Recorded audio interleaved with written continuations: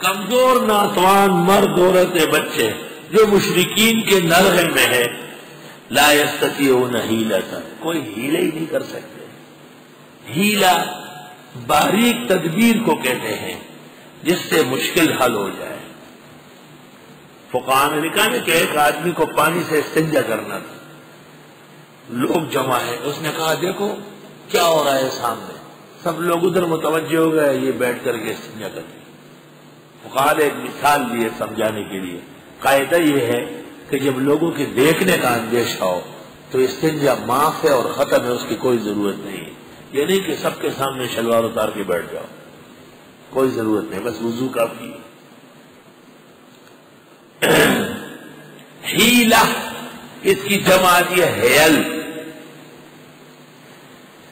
کہتے ہیں کہ عیسیٰ ابن ابان نے کتاب لکھی تھی کتاب الحیل، ابو بکر حصاف نے کتاب لکھی ہے کتاب الحیل،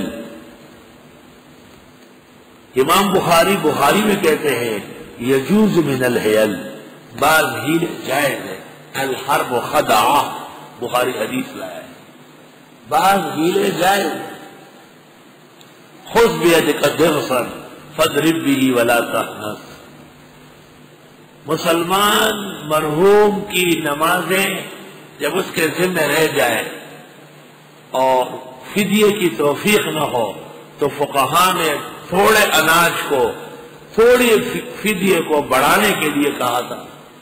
ایک آدمی کے ذمہ نمازیں ہیں 1000، فدیہ ہے 10 نمازوں کی، تو ان طلباء کو کہا تم قبول کرو، تم قبول کرو، تم قبول کرو، ماتا تدر بخلے، ماتا تدر بخلے، اور چلتے جائے۔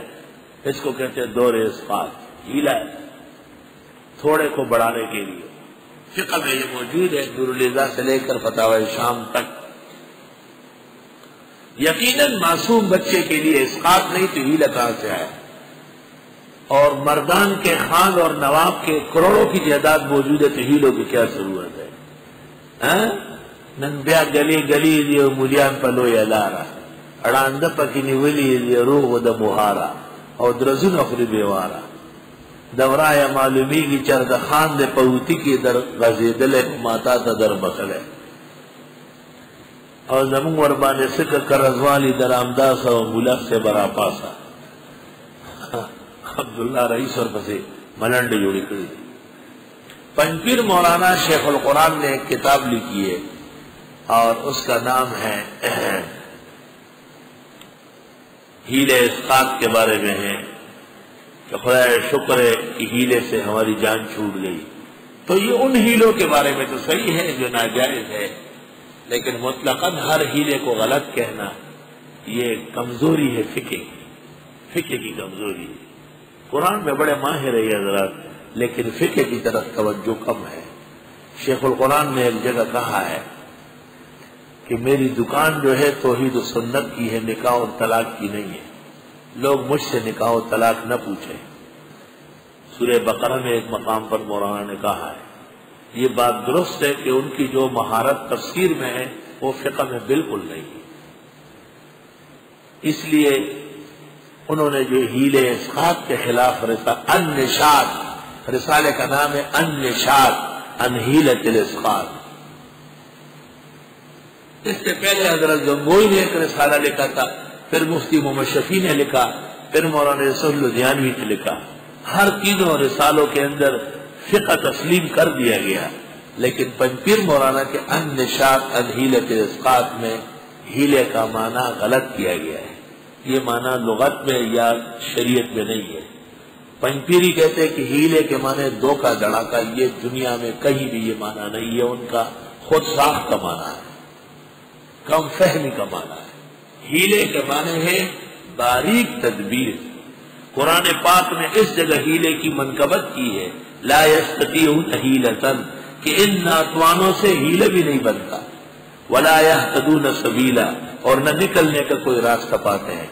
تو معلوم ہوا کہ ہیلے کی بنیاد درست اور صحیح ہے، اور متعلقات کی وجہ سے بعض ہیلے محمود ہے، بعض مذموم ہے۔ اور انشاءاللہ تعالی سورۃ یوسف وکذالک کدنا لیوسف میں مزید بات کروں گا۔ فاولئک عسى الله ان يعفو عنهم یہ لوگ ہے امید ہے کہ اللہ ان کو معاف کر دے. وکان اللہ عفوا غفورا. ومن یہاجر فی سبیل اللہ، جو کوئی ہجرت کرے اللہ کے راستے میں، یجد فی الارض مراغما کثیرا، وہ پائیں گے زمین میں جگہ بہت، وسعہ اور گنجائش کشائش. مفتی محمد شفیع نے معارف القرآن میں اعتراف کیا ہے کہ جو لوگ ہندوستان سے ہجرت کر کے پاکستان آئے اللہ نے ان کی حالت بہتر فرمائی.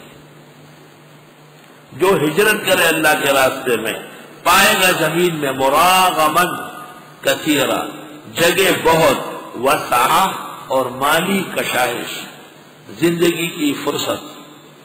ومن یخرج من بیتہ، جو کوئی نکلے اپنے گھر سے، مہاجرن الی اللہ ورسولہ، ہجرت کر کے اللہ اور رسول کی طرف، ثم یدرکہ الموت، پھر پائے اس کو موت، فقد وقع اجرہ علی اللہ، پس اس کا اجر اللہ کے ہاں پکا ہے. وکان اللہ غفورا رحیما، اور ہے اللہ بخشنے والا رحم والا.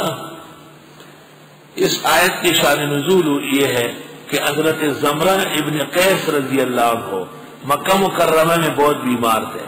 جب یہ آیات نازل ہوئی اور ان کو پہنچ گئی تو بیٹوں سے کہا میں مکہ میں نہیں مرنا چاہتا، میرے پلنگ اٹھاؤ.